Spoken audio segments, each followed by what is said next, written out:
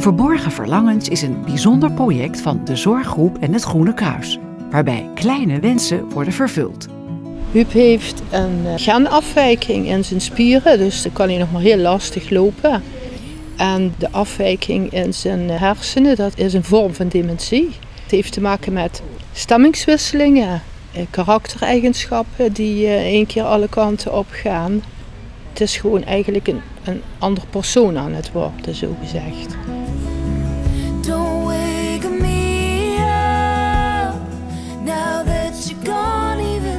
We gaan samen een rondje kijken in het Limburgs Museum. Hè? Goed zo, prima.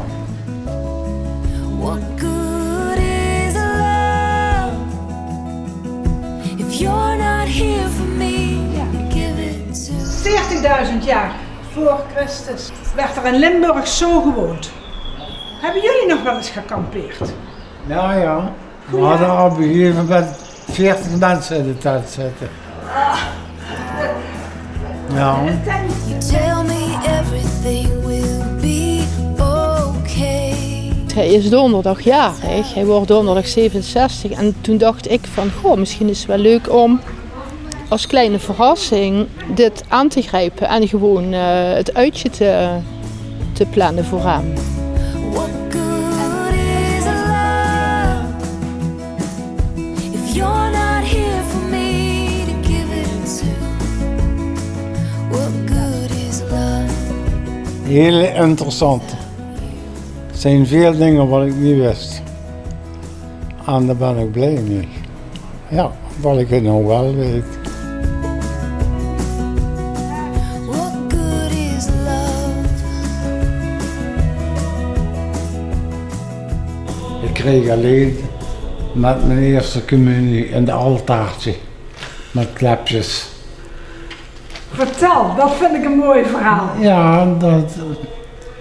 En ik mocht van mijn vader het eerst een glas bier drinken. Ook toen je, dat mag nu pas na en 18. ik vond het ook nog lekker ook. Ja.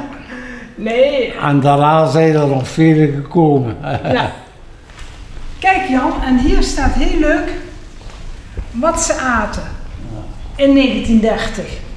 Fluitkaas. Fluitkist. En dat is eigenlijk wat ze tegenwoordig een kwark noemen. Wat ik jou wilde laten zien. Het had elektrisch. Ze kon heerlijk koken. En het lekkerste vond ik nog de soep wat ze maakte. Die was altijd... Niemand kon zo'n lekkere soep maken als mijn moeder. If you're not here for me to give it to, and after everything that we've been. Dat was een verrassing voor mij. Een grote verrassing. Ja. En ik ben blij dat ik het mee mag maken.